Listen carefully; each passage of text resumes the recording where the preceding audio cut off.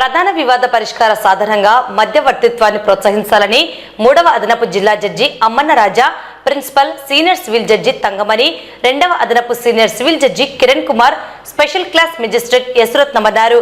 Bar association కార్యాలయంలో న్యాయవాదులతో మధ్యవర్తిత్వం కోసం దేశం అనే అవగాహన కార్యక్రమాన్ని నిర్వహించారు.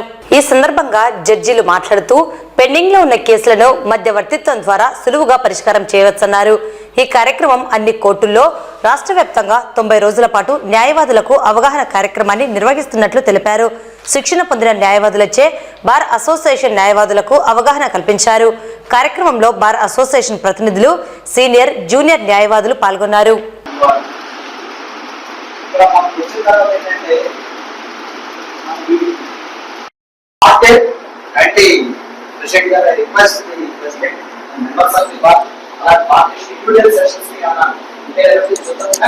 Right now, I can provide a form to the mediation to safely along with the parties.